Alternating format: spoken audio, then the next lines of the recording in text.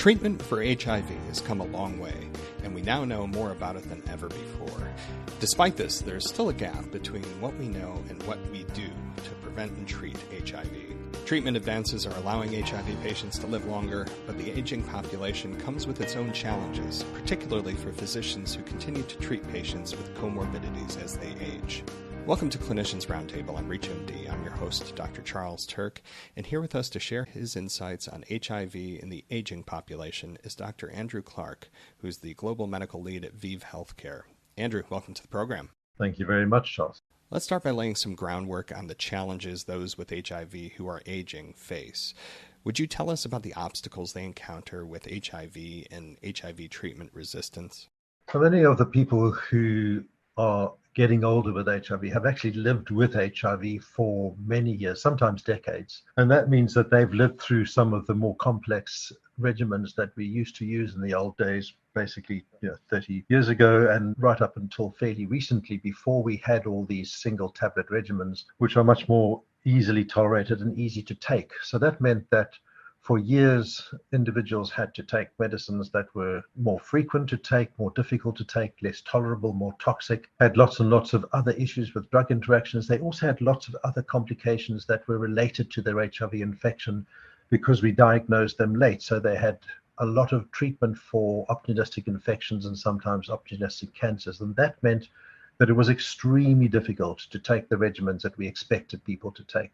And so they couldn't always take them regularly, or else they might have had poor drug levels. And as a result, that meant that for many people who survived through that era, they landed up with drugs that no longer worked because the virus had become resistant to them, but they still have those resistant viruses. And that means that today, those individuals might not be able to benefit from some of the newer tablets or regimens or treatments that are available because they've run out of those options. And so that means that they have quite complex regimens to try and treat as well as possible the resistance that they have. So resistance is a really unpleasant consequence of the way that we used to treat, and also because of the challenges some individuals have in just taking regimens daily. And if we focus on our healthcare facilities and clinics, what obstacles do they need to overcome to effectively treat older patients who commonly have comorbidities? I think one of the main problems with comorbidities is really reflected on how the individual is actually managed. So if all of the resources that they need are in a single venue or a single clinic destination, like we often have in some of the clinics around Europe, then that's a little bit less challenging because those individual specialists that manage those comorbidities typically sit in the same clinic and they can just basically pop down the passage. And it's not quite as difficult. But if they're attended to by individuals who don't have those other comorbidity specialists to hand, then that means that the individual who's got multiple comorbidities spends an awful lot of time and expense and effort trying to navigate their way around the different appointments that they might have, and they might have to go to opposite sides of the town or the city. So it becomes really, really difficult for individuals who've got multiple comorbidities to have those comorbidities managed if they're not all in one place. And I think the biggest risk of something like that is that then you land up with multiple healthcare providers treating an individual who don't always communicate as effectively or on time for when they might need to see the next person that's looking after them. And that means they don't always know what treatments they're on, and that's an incredible risk for really serious drug-drug interactions. Now, if we take a look at how treatment has advanced, Andrew, are there any other concerns or challenges clinicians face when prescribing more recent medications to HIV patients with comorbidities? So unfortunately, as I mentioned earlier, a lot of people who have gotten older living with HIV just don't benefit from the newer treatments because they've exhausted those options because of the way we used to treat. So they may not be able to be on some of the newer treatments, and that means they're often on boosted protease inhibitors, which have a significant impact on the ability to treat comorbidities because they interfere with the treatments that we can offer them, mainly because of drug interactions. So unfortunately, the protease inhibitors as a class, although they're very effective antivirals, are very, very problematic for treating comorbidities. And sometimes they in themselves can cause some of the comorbidities or exacerbate the comorbidities. So cardiovascular problems or cardiometabolic problems can be very significantly exacerbated by protease inhibitors as a class. And so can other systems and organ systems like the cardiovascular system, and the renal system doesn't particularly like boosted protease inhibitors. So we know over long assessments of cohorts that those two systems, so cardiovascular disease and renal disease, are exacerbated by individuals who've been on protease inhibitors for a long time. So that's one issue, I think, is the kinds of treatments we have to use in people who've been exposed to HIV for a long time. But we also have to think about some of the effects of the comorbidities on the drugs that we need to use nowadays. So if they still can use some of the newer regimens, for instance, the integrases, or even some of the other drugs that we use to treat complex drug resistance, they still have other problems. So we see increases in obesity in some individuals, and we're not entirely sure what that's due to. But obesity doesn't come without cost. So we do have to be aware that while we're treating, some of the effects of treatment or some of the effects of HIV and treatment together might actually make comorbidities worse or introduce comorbidities. And another example of that is diabetes. So I think that it's becoming really, really challenging as we start figuring out what these comorbidities are doing, how they're contributed to by HIV itself, the treatments we use for HIV, and then the individual comorbidities and how they cluster, because it appears that there might be even different between men and women, for instance, and whether you were infected for a long time or already had comorbidities existing before your HIV infection. For those just tuning in, you're listening to Clinicians Roundtable on ReachMD. I'm Dr. Charles Turck, and I'm speaking with Dr. Andrew Clark about the aging population of patients living with HIV. Now, Andrew, in this post-pandemic era, have you seen people living with HIV seeing their specialists less? And if so, what impact has that had on their care?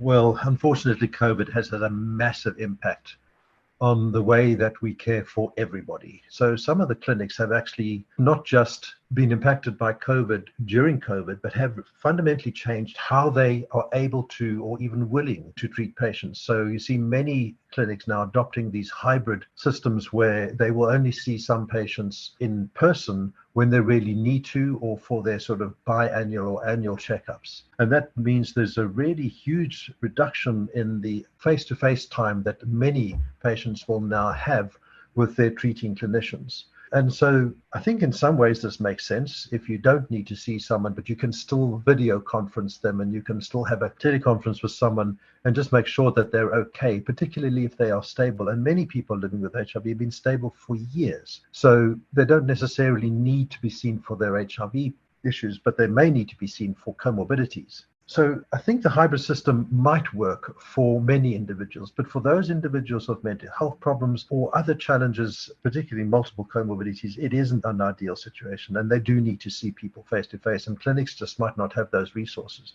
But for other individuals, this is ideal, because if you no longer have to travel vast distances to go to your clinic, that's perfect. So for many individuals, this actually worked out quite well. It's not all bad. And how have stigma and social challenges impacted patients who have lived for some time with HIV? I think stigma, unfortunately, and discrimination for people who are living with HIV is it is inescapable. There's just no way that anyone with HIV is going to be completely free of some form of stigma somewhere. And as this is a discussion about people who are aging or ageism itself, it carries its own form of stigma. So you land up with someone who has lived with HIV for a long time, and they may belong to a socially discredited group of individuals. So that in itself carries its own stigma. And then you have people that are now aging. So you have these intersectional layers of stigma. And often, in fact, stigma originates from healthcare systems and clinics themselves. And unfortunately, stigma has many adverse effects. It impacts the way that people see themselves, so their level of self-esteem, their mental health. It also might impact on their willingness to engage in care, because if the clinic itself is hostile, or they feel internalized stigma and are ashamed to go to an HIV clinic, which then discloses them, all of these things can really affect someone's ability to adhere to care, or even decide on being adherent with their medication and seek care. And then this sort of internal stigma and the shame that's associated with that, the mental health complications that brings, the social isolation that stigma might enforce. There really are very profound effects of stigma. I think what's not been appreciated until fairly recently is that stigma and stress have profound health consequences for individuals and actually increase their morbidity and mortality. And older people are even more vulnerable. So once again, because this is a topic about older people, we do have to really do something about stigma and think of it as a health crisis and not just as a social construct. Now, before we close, I'd like to give you the final word. Any key points you'd like to leave with our audience today?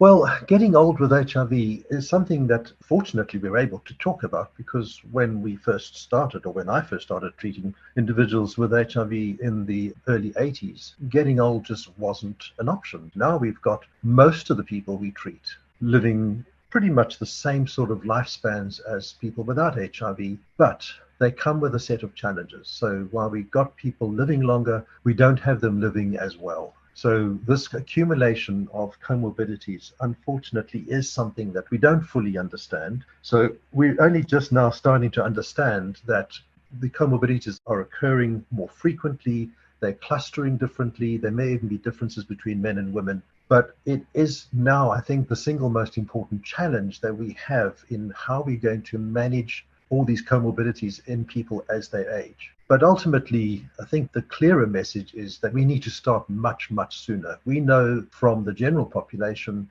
that if you're healthy when you're young, you're much more likely to be healthy and age healthily as you get older. And so lifestyle choices do matter, but you can't just suddenly consider them when you are already older. Even though when you do make lifestyle changes in your older age categories, then you're still going to get the benefit of some of those. But, going into your late 40s and early 50s, living with HIV and still smoking, still drinking excessively, still taking a lot of recreational drugs, just isn't going to guarantee you a healthy outcome. So I do think the lifestyle factors do need to be addressed, and we should be a little bit more aggressive about that in the setting of HIV because the costs are greater. But ultimately, stigma also remains one of those things that has to be addressed, and we can't tolerate stigma anymore. It is just too damaging, and the long-term outcomes of stigma are even more dangerous for older people. Well, with those final thoughts in mind, I want to thank my guest, Dr. Andrew Clark, for joining me to share his insights on the challenges that aging patients who are living with HIV face. Andrew, it was a pleasure speaking with you today. Thank you. For ReachMD, I'm Dr. Charles Turck. To access this and other episodes in our series, visit reachmd.com/cliniciansroundtable, where you can be part of the knowledge. Thanks for listening.